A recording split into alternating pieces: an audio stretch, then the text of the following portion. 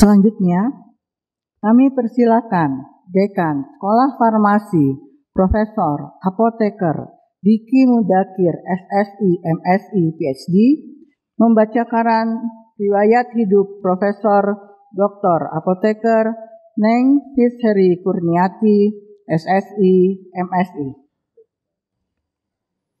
Assalamualaikum warahmatullahi wabarakatuh. Terima kasih izin kepada Ketua Forum Guru Besar Institut Teknologi Bandung. Berikut izin saya bacakan kurikulum vitae Profesor Dr. Neng Fisheri Kurniati. Profesor Dr. Apoteker Neng Fisheri Kurniati lahir di Pekanbaru pada tanggal 14 Agustus 1981, bergabung di Sekolah Farmasi ITB dengan kelompok keahlian farmakologi farmasi klinik pada tahun 1 Desember 2010. 14 tahun kemudian, Profesor Neng mendapatkan guru besarnya pada tanggal 1 Desember 2024. Orang tua Pak Dedi Kurnia dan Ibu Nilawati, kemudian Profesor Neng Fisheri Kurniati menikah dengan suami Ivan Rusdian Sidik dengan 3 putra putri, Muhammad Danis Al-Mustanir 17 tahun, Hamis Sahzade Al-Fatih 7 tahun, dan Zahra Nusaibah Saumi 4 tahun. Profesor Neng Fisheri Kurniati menyelesaikan pendidikan S1 2023 di Institut Teknologi Bandung, 2024 profesi apoteker di ITB juga, kemudian S2 Farmasi tahun 2026 di Institut Teknologi Bandung. S3 diselesaikan oleh Profesor Neng di University of Groningen Belanda dengan bidang farmakologi molekuler pada tahun 2012 dan tahun 2016, melanjutkan postdoktoral di Osaka University Jepang dengan bidang farmakologi sistem kardiovaskular. Sepanjang karir beliau, Profesor Neng Fisheri Kurniati terlibat di berbagai satuan tugas dan diamanahi menduduki posisi struktural pada tahun 2012 sampai 2024 menjadi tim evaluator produk Komisi Nasional Penilai Obat BPOM RI, 2018 hingga sekarang tim Komisi Etik Penggunaan Hewan Percobaan ITB, 2020 hingga sekarang adalah Kepala Laboratorium Toksisitas dan Keamanan Bahan Sekolah Farmasi ITB, 2020 hingga 2025 Ketua Program Studi Farmasi Klinik Komunitas Sekolah Farmasi ITB. Kemudian pada tahun 2025 diamanahi menjadi Wakil Dekan Akademik Sekolah Farmasi ITB dan juga tergabung menjadi tim inti Komisi Nasional Penilai Obat BPOM RI dan juga konsultan internasional WHO untuk studi klinis dan non-klinis. Mata kuliah yang diampu oleh Profesor Neng Fisheri Kurniati seperti yang terlihat terlibat pada pendidikan program sarjana, profesi, magister, dan doktor yang semuanya bermuara pada ranah bidang farmakologi. Kemudian terkait dengan pembimbingan dari Profesor Neng Fisheri Kurniati telah meluluskan 88 program sarjana, 50 orang S2, dan 15 doktor pada tahun kurun waktu 2015 hingga 2025. Kontribusi dari Neng Fisheri Kurniati terlihat dengan H-index Scopus sebesar 12, kemudian publikasi internasional 63, dan juga karya ilmiahnya diwujudkan dalam 5 paten dan 1 hak cipta. Penelitian-penelitian yang dilakukan tidak terlepas dari dukungan berbagai sumber, yaitu dari ITB, Kemenristek, dan juga Asahi Glass Foundation. Profesor Neng Fisheri Kurniati mendapatkan berbagai penghargaan seperti yang terlihat pada tahun 2016 winner kategori kekayaan intelektual paten, kemudian pada tahun 2018 sebagai first oral presentation in International Seminar on Natural Product Medicine, dan juga tahun 2024 memperoleh Satya Lancana Karya Satya 10 tahun dari Presiden Republik Indonesia.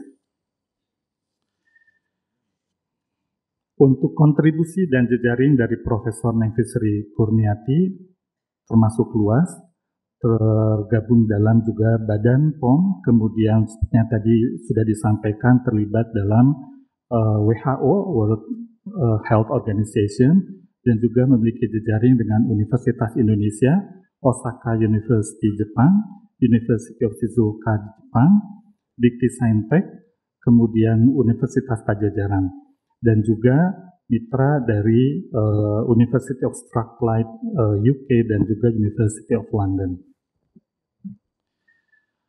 Untuk hobi dari Profesor Nengfi Sri Kurniati lain dari yang lain, main, tapi mainly adalah di laboratorium. Sepertinya Profesor Nengfi Sri Kurniati juga cukup sangat have fun gitu ya, itu terutama dengan mainan-mainan di laboratorium ataupun hewan. Demikian kurikulum vitae dari Profesor Nengfi Sri Kurniati yang bisa disampaikan. Wassalamualaikum warahmatullahi wabarakatuh. Berikutnya, kami persilakan Profesor Dr. Apoteker Nengfi Sri Kurniati SSI MSI untuk menyampaikan orasi ilmiah.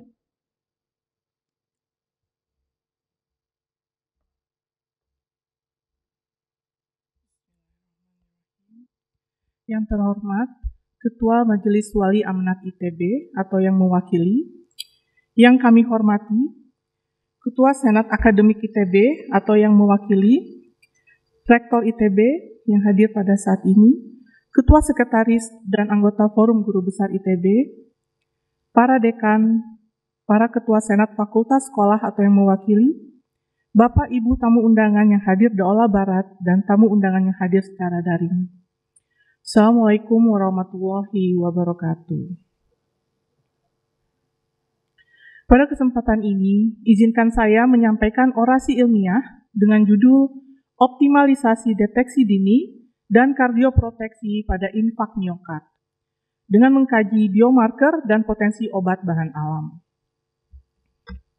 Jika kita lihat, berdasarkan data dari World Heart Federation tahun 2023, menunjukkan bahwa penyakit kardiovaskular merupakan penyakit tertinggi yang menyebabkan kematian yang paling banyak di dunia, dan diprediksi hal ini akan sama sampai di tahun 2030. Kalau dilihat dari kondisi penyakit-penyakit hipertensi, tekanan darah tinggi, diabetes mellitus, gula, hiperkolesterol, tingginya kadar kolesterol, obesitas, merokok, serta kebiasaan makanan yang tidak sehat, ini merupakan kondisi yang juga memicu terjadinya gangguan pada kardiovaskular atau jantung. Bahkan jika ada kombinasi-kombinasi dari faktor-faktor ini, akan mempercepat kerusakan pembuluh darah dan jantung, sehingga meningkatkan resiko serangan jantung. Pertanyaan berikutnya, apa itu serangan jantung, Bapak Ibu? Mohon izin saya menyampaikan video yang dibuat oleh anak saya, kredit untuk menggambarkan bagaimana kondisi serangan jantung. Jadi kalau dilihat, jantung itu sendiri fungsinya adalah mengalirkan darah ke seluruh tubuh. Normalnya adalah seperti ini, tidak ada hambatan ya Bapak Ibu ya. Namun sepanjang umur waktu berkembang muncul plak ateroma yang bisa menghambat mengalirnya darah. Jika plak ateromanya tumbuh semakin besar dan menghambat aliran darah, maka akan muncul gejala klinis yang dirasakan itu adalah nyeri sebelah dada sebelah kiri, menjalar ke lengan sebelah kiri atau kerasa di pundak juga Bapak Ibu. Kondisi ini kita sebut sebagai serangan jantung, atau istilah kedokterannya adalah infak miokard yang akan terus saya sampaikan di orasi ilmiah ini. Kalau kita lihat lebih detail kondisi infak miokard atau serangan jantung tadi, sebelum terjadinya serangan jantung, sebenarnya ada satu tahap yang kita sebut sebagai angina pectoris. Jadi kondisi angina pectoris ini adalah kondisi di mana pembuluh jantung, pembuluh darah tidak terhambat secara total. Jadi masih ada kemungkinan darah untuk melewati pembuluh darah. Gejalanya akan sama Bapak Ibu. Jadi tetap merasakan nyeri di dada sebelah kiri dan menjalar ke lengan sebelah kiri. Itu hal gejala yang sama akan diamati atau dirasakan ketika seseorang mengalami serangan jantung. Dengan demikian, ketika Bapak Ibu mengalami merasakan nyeri di dada sebelah kiri, itu biasanya ketika dibawa ke dokter atau rumah sakit, yang dilakukan oleh dokter adalah memeriksa biomarker atau parameter yang diukur untuk memastikan apakah nyeri disebabkan oleh serangan jantung atau kondisi angina pectoris. Kenapa serangan jantung itu berbahaya, Bapak Ibu? Karena kalau dilihat di sini terjadi hambatan total dari pembuluh darah. Akibatnya apa? Akibatnya adalah kerusakan pada jaringan otot jantung. Kalau otot jantung sudah mengalami kerusakan, itu sangat susah kembali menjadi normal. Jadi kalau Bapak Ibu membayangkan, pernah luka ya Bapak Ibu ya, di tangan ya, membayangin luka, kemudian dalam proses penyembuhan itu ada jaringan parut, jaringan keras ya, yang kadang-kadang suka gatal pengen dipotek itu jaringan kerasnya atau jaringan parut. Itu kita sebut sebagai jaringan fibrosis. Hal yang sama sebenarnya terjadi juga di jantung. Jadi ketika mengalami luka, terjadi jaringan atau terbentuknya jaringan yang keras di jantung. Namun bedanya kalau terjadi di jantung, itu tidak bisa tuh kita potek ya jaringan kerasnya itu, fibrosisnya itu. Sehingga yang terjadi jaringan keras akan selalu stay atau berada di jantung. Akibatnya jantung akan kehilangan elastisitasnya dalam memompa darah ke seluruh tubuh. Sehingga dampaknya akan lebih luas. Jika hal ini tidak diobati atau tidak ditangani terus, maka kerusakan jantung ini akan menyebar. Sehingga fungsi jantung akan hilang, itu kita sebut sebagai gagal jantung. Nah, berikut saya sampaikan bahwa proses ini tidak bisa balik lagi Bapak Ibu. Jadi kalau sudah mengalami kerusakan, maka jantung tidak bisa kita obati. Nah, dengan demikian maka penting sekali untuk kita menentukan atau mencegah supaya kerusakan jantung ini tidak berlangsung. Di klinis atau di kedokteran, biomarker yang digunakan itu ada dua biasanya, yaitu adalah troponin dan juga CKMB, merupakan biomarker utama yang meningkat ketika terjadi serangan jantung. Permasalahannya adalah peningkatan biomarker ini, troponin dan CKMB ini, sifatnya dia hanya terjadi ketika serangan berlangsung, tidak sebelumnya. Sehingga yang kita lakukan untuk mencegah terjadinya serangan jantung itu tidak bisa, gitu ya Bapak Ibu. Sehingga kami berpikir bagaimana mencari biomarker lainnya yang bisa mendeteksi angina pectoris, itu kondisi yang belum terjadi kerusakan jantung. Ada jurnal yang menyatakan bahwa HSCRP yang merupakan biomarker dari inflamasi yang juga dikenal dianggap meningkat ketika angina pectoris, namun berdasarkan jurnal ini kita menemukan tidak ada korelasi HSCRP dengan angina pectoris. Oleh karena itu, dengan melihat dari 4 upaya kesehatan, itu ada promotif, preventif, kuratif, rehabilitatif, maka tentu kita akan menghilangkan upaya kesehatan yang kuratif, rehabilitatif ya Bapak Ibu ya, karena kita ingin melindungi jantung kita supaya tidak rusak dulu. Maka utama target kita adalah preventif, yaitu mencegah terjadinya kerusakan jantung. Bagaimana caranya Bapak Ibu? Yaitu yang promotif yang kita bisa lakukan ya tentu mengedukasi gaya hidup sehat, makan yang sehat, olahraga teratur, dan juga dengan preventif berarti men-screening atau memeriksa kesehatan kita secara rutin di lab klinis. Kemudian tentu mengatasi faktor-faktor risiko yang tadi kita sudah sampaikan ya, hipertensi, diabetes, kemudian obesitas dan sebagainya. Nah, untuk screening sendiri sebenarnya dari ITB kalau kita pahami itu sebenarnya salah satu upaya untuk preventif ya Bapak Ibu ya. Kalau untuk jantung data yang kita lihat itu biasa di treadmill ya, EKG. Kemudian kalau dokter mengidentifikasi ada gangguan jantung, kita akan melanjutkan pemeriksaan lewat MRI. Namun proses itu tidaklah singkat gitu ya, butuh waktu yang panjang dan biaya yang tidaklah murah gitu. Maka kami mencoba nih, mencari bagaimana nih kita mencari biomarker yang gampang untuk orang lain memeriksakan. Jadi seakan-akan tinggal ke lab klinik, periksa darah, kemudian sudah selesai kita tahu apakah kita mengalami resiko angina pectoris atau serangan jantung. Maka mengacu pada slide tadi sebelumnya yang kita fokuskan adalah yang pertama menentukan biomarker pada kondisi angina pectoris. Kemudian strategi berikutnya yaitu kita mencegah jantung ini rusak, atau saya sebut kardioproteksi, jadi melindungi jantung. Saya bahas yang pertama dulu Bapak Ibu, yaitu mengoptimalisasi deteksi dini dengan menentukan kajian biomarkernya. Seperti yang tadi sudah disampaikan, bahwa saya senang gitu ya di lab ya. Jadi kalau nggak harus pulang tuh bisa bertahan lama di lab, main ya, kerja. Nah, di lab ini kerjaan saya dengan hewan Bapak Ibu. Jadi macam-macam hewan yang digunakan di lab, ada tikus, mencit, marmut, dan sebagainya. Khusus untuk penelitian ini kita menggunakan tikus, yaitu tikus yang dibuat hiperkolesterol, itu faktor resiko tadi yang gangguan atau penyakit jantung. Jadi bagaimana kita membuat tikus hiperkolesterol atau dyslipidemia? Tentu kita beri makanan enak. Sebagaimana kalau kita makan enak, kolesterol kita naik gitu ya. Jadi kurang lebih sama kondisinya. Jadi kita kasih makanan enak. Makanan enak tikusnya apa aja? Makanan enaknya di tikus itu setiap hari kami harus memberikan ati ayam, ya, kuning telur bebek, mentega, lemak sapi, itu tiap hari kita berikan Bapak Ibu. Jadi terbayang upaya kami membuat makanan ini tiap hari selama kurang lebih di penelitian ini sampai 7 bulan. Ini bukan hari ya Bapak, 7 bulan tiap hari. Terima kasih buat Tendik farmakologi yang tiap hari membuat makanannya ya. Kemudian kami mengamati penebalan pada pembuluh darah dan terbentuknya plak ateroma. Nah, terlihat di sini penebalan pembuluh darah itu mulai teramati di bulan kedua, kelima, dan ketujuh. Tapi plak ateroma belum terbentuk, namun kami sudah mengamati terbentuknya sel busa. Jadi tahap awal terbentuknya plak ateroma. Jadi terbentuknya sel busa, jadi bintik-bintik lemak ya yang ada di pembuluh darah.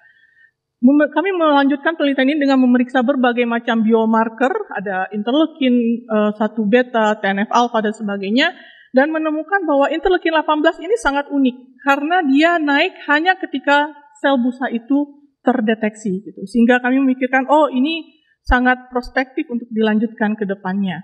Maka penelitian lanjut, mau tidak mau kita harus buktikan di manusia karena ini harus digunakan pada manusia pada akhirnya, tidak di hewan.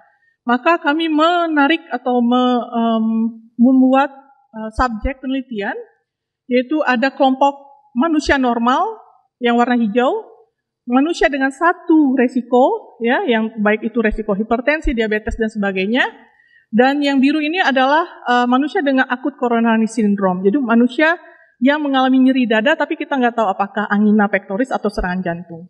Nah, dari 3 kelompok manusia ini kita mengukur biomarker inflamasi tadi yang di awal, troponin yang tadi sudah digunakan untuk serangan jantung, dan interleukin 18. Terlihat hanya interleukin 18 saja yang menunjukkan peningkatan pada manusia kelompok 1 faktor resiko. Dengan demikian ini menyatakan bahwa interleukin 18 sangat bisa digunakan sebagai marker untuk pendeteksi awal sebelum serangan jantung itu terjadi. Untuk mentranslasikan hasil penelitian kami ke manusia, maka kami mencoba membuat rapid kit test. Jadi kalau waktu zamannya COVID suka menentukan apakah positif atau negatif gitu ya, itu bisa kita lakukan melalui rapid kit test ini ya. Yang kami lakukan di sini adalah menguji apakah seseorang itu positif interleukin 18 atau tidak. Jadi kalau dilihat hasilnya akan muncul seperti ini, garis 2 ya, bukan berarti garis 2 positif hamil di sini ya Bapak Ibu ya, tapi garis 2 positif interleukin 18. Nah, diharapkan ini lebih praktis. Jadi tinggal mengambil darah, kita teteskan, kemudian di sini kita bisa melihat apakah kita mengalami resiko untuk mengalami serangan jantung atau tidak.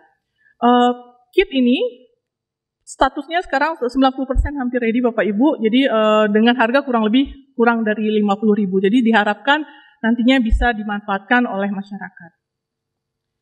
Selanjutnya kita akan membicarakan terkait kardioproteksi. Setelah kita mendeteksi, kemudian kita lindungi jantung itu. Nah, yang kami lakukan juga sama, kita mulai dari laboratorium ya, Bapak Ibu, kita mulai dari kerja dengan hewan lagi gitu, untuk membuat tikus yang mengalami serangan jantung itu metodenya macam-macam. Metode pertama, tikusnya kita bius, buka dadanya, Di jantungnya itu pembuluh darahnya kita ikat, tutup lagi, terus kita biarkan hidup gitu ya. Itu agak-agak ekstrim memang Bapak Ibu ya. Tapi kalau yang model kedua lebih gampang. Jadi kita tinggal menginjeksikan isoproterenol, kemudian setelah itu jantung itu akan berdenyut sangat cepat. Saking cepatnya itu akan merusak organ jantung, sehingga akhirnya juga menyebabkan serangan jantung. Nah, di tangan saya itu yang berhasil itu model 2. Model 1 itu dari 5 tikus yang kami uji, 2 tikus yang hidup, 3-nya mati gitu ya. Tapi kalau model 2 ini semuanya hidup gitu. Jadi kami melanjutkan penelitian dengan menggunakan model 2. Yang dilakukan karena sifatnya tujuannya adalah proteksi atau kardioproteksi. Yang kita lakukan adalah memberi sediaan uji atau ekstrak sari dari tanaman, kemudian kita berikan pada tikus dan kita amati kerusakan pada jantungnya. Tidak hanya pemberian sediaan uji dan diamati ekspresinya pada tikus, kita juga melakukan penelitian dengan sel. Jadi kita ambil otot jantungnya dari anak tikus, kemudian otot jantung ini kita kultur dan kita melakukan penelitian molekular detail terkait mekanisme kerja obatnya. Kita lihat yang pertama, Bapak Ibu, kandidat kami untuk kardioproteksi, yaitu kombinasi jahe merah dan kunyit. Jadi kalau dilihat di sini, kami mengukur parameter tadi yang parameter biomarker untuk serangan jantung ya Bapak Ibu, ada AST, ALT, EDH, kemudian ada troponin, CKMB dan CK. Jadi kalau dilihat yang grafik pertama ini untuk hewan normal, yang kedua ini yang sakit. Jadi yang di sini obat semua. Jadi kelihatan bahwa obat itu mampu meredam peningkatan biomarker. Tidak hanya secara biokimia, kita juga melihat dari otot jantung. Ini jantung yang kita ambil isolasi, kemudian kita lihat bentuknya seperti apa otot jantungnya. Terlihat kalau yang mengalami serangan jantung seperti ini, Bapak Ibu. Jadi otot jantungnya rusak, ya, kemana-kemana gitu, lari kemana-kemana. Nah, kalau dikasih obat, terlihat dia rapih, tersusun rapih. Jadi dengan memberikan jahe merah dan kunyit, kemudian dikasih induksi, itu mampu melindungi otot jantung dari kerusakan. Tidak hanya kombinasi jahe merah dan kunyit, kita juga melakukan penelitian dengan menggunakan apel. Jadi ini salah satu mahasiswa yang dia inginnya membuktikan. Saya ingin membuktikan ada peribahasa yang menyatakan an apple a day keeps the doctor away ya. Gitu. Jadi satu apel sehari bisa menjauhkan dokter dari kehidupan kita. Jadi ada yang seperti itu. Namun yang diuji tidak hanya apel dalam negeri, tapi juga apel luar negeri ya, yaitu apel Malang. Dan juga hasilnya sama, yaitu mampu melindungi jantung dari kerusakan. Kita juga melakukan pengujian dengan biji alpukat, di mana biji alpukat ini sebagai limbah ya, tapi ternyata mampu melindungi jantung dari kerusakan. Tidak hanya dari batas ekstrak saja, kami juga ingin mempelajari, mengetahui senyawa aktif apa nih yang berperan. Nah, untuk mengetahui senyawa aktif yang berperan, ini salah satu penelitian kami menggunakan daun Clenpovia hospita. Selain menunjukkan ada aktivitas kardioproteksi, kami juga melihat apakah senyawa-senyawa mana nih. Jadi prediksi secara in silico, kemudian kami memprediksi ikatan-ikatan secara struktural dengan reseptor-reseptor di mana kerja kardioproteksi itu dapat diamati. Udah sampai ke isolasi, kemudian cara kerjanya bagaimana, kemudian kami lebih dalam lagi melihat bagaimana si senyawa-senyawa ini bekerja di dalam sel. Itu yang dilakukan pada penelitian yang berikutnya, yaitu kombinasi dari spirulina dan buah pare ini, di mana kami juga menguji seperti sebelumnya, mengukur biomarker kardioproteksi jantung, kemudian melihat jaringan-jaringannya, perbaikan di jaringan. Kemudian kami mencari senyawa-senyawa apa yang berperan nih yang untuk melindungi jantung dan memprediksi bagaimana mekanisme senyawa-senyawa tersebut dalam melindungi jantung. Dan muncullah hipotesa atau sasaran atau usulan mekanisme kerja bagaimana senyawa tersebut bekerja. Jadi kalau dilihat di sini mungkin saya guide through sedikit, bisa dilihat misalnya ketika gagal jantung jalur persinyalannya sangat banyak Bapak Ibu, tapi kami fokusnya hanya satu dulu di sini, yaitu sirtuin 1. Di mana ketika terjadi serangan jantung, sirtuin 1 sangat-sangat meningkat, sehingga menginduksi terjadinya inflamasi yang menyebabkan terjadinya luka. Nah, kombinasi yang tadi pare ya, yang pahit-pahit itu ya, spirulina itu mampu menekan jalur ini. Dampaknya apa? Jika jalur ini ditekan, maka aktivitas inflamasi juga tertekan gitu ya. Jadi tidak terjadi luka sehingga akibatnya jantung bisa terlindungi dari serangan jantung itu sendiri. Jadi harapan kami dengan mengetahui jalur persinyalan ini mungkin bisa dikembangkan obat-obatan lain yang bisa menghambat di jalur sirtuin 1 untuk kedepannya. Nah, sama halnya seperti dengan kit pendeteksi interleukin 18.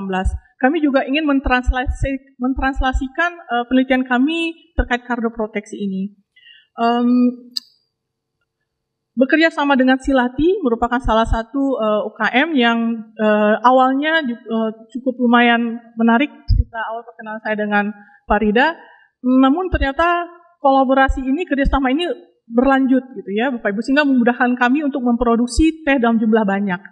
Jadi perkenalkan, mohon izin mengenalkan produk teh dari Sekolah Farmasi Tiasa yang diawali dari Profesor Iketut Atyana, yang saat ini kita punya 2 series. Series pertama yaitu series kognitif yang dikomandai oleh Profesor Iketut Atyana, dan yang series kedua yaitu suplemen kesehatan jantung yang siap di launching hari ini Bapak Ibu. Jadi mohon semoga berkenan. Terakhir,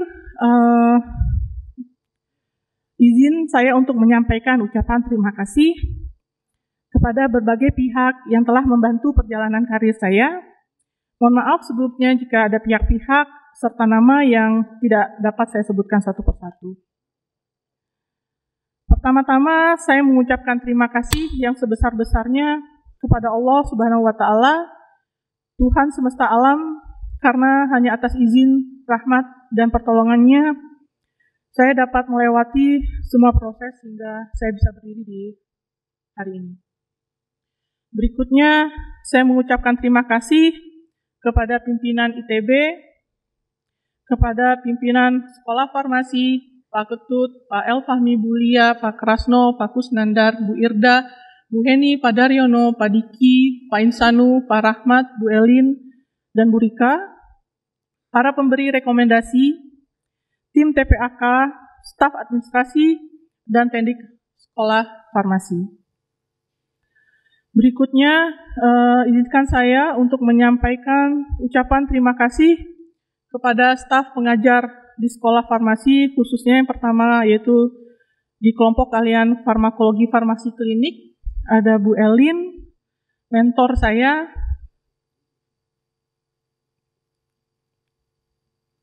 yang sudah saya anggap sebagai ibu saya sendiri.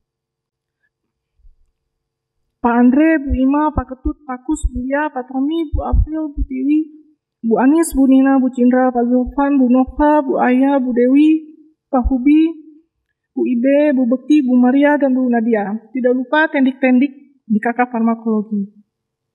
Serta para kolega guru besar dari KK Farmasetika, Biologi Farmasi, Farmakokimia, dan Olahraga. Dan terakhir, tidak lupa, saya ucapkan terima kasih untuk mendiang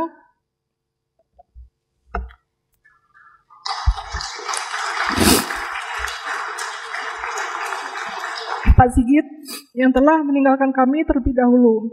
Beliau adalah salah satu orang yang turut berjasa membuat saya mencintai ilmu farmakologi.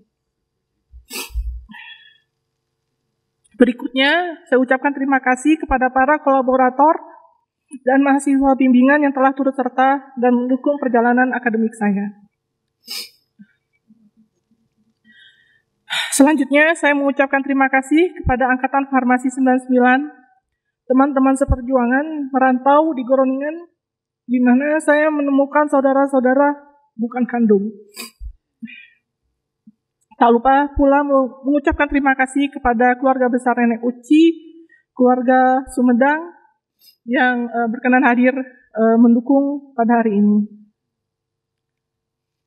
Berikutnya, saya mengucapkan terima kasih kepada Bapak Mertua, almarhum Elan, dan Ibu Mertua, Lilis Rosidah, serta keluarga adik ipar yang mendukung karir selama ini. Tentunya tidak lupa kepada adik-adik, yaitu keluarga Bartoni, Kurnia, dan Yudhistira Kurnia.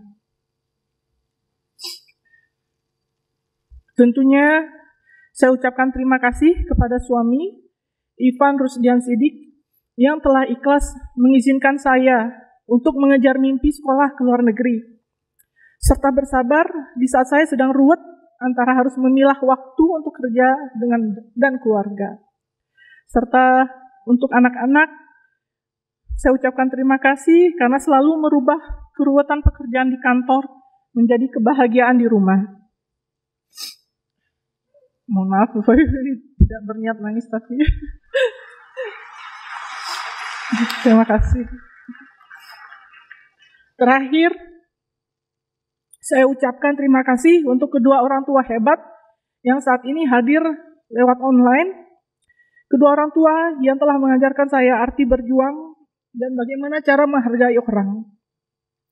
Ucapan terima kasih ini tidak cukup sebenarnya untuk membalas segala doa yang telah dipanjatkan setiap malam dan segala dukungan yang diberikan.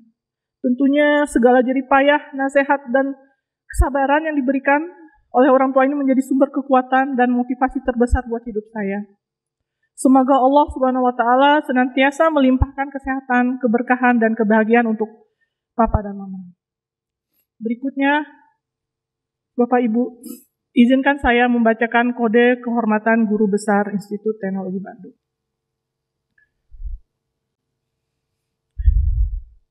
Dalam mengemban amanah Guru Besar Institut Teknologi Bandung, saya akan menjaga kehormatan Guru Besar dengan selalu meningkatkan kompetensi keilmuan, membangun lingkungan masyarakat keilmuan saya, serta memberikan keteladanan dan manfaat atas keberadaan saya.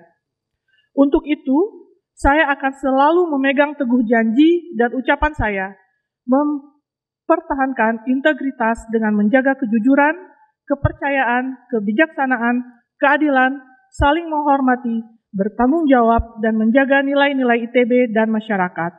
Semoga Allah Subhanahu wa Ta'ala, Tuhan Yang Maha Esa, selalu memberikan petunjuk dan lindungannya kepada saya.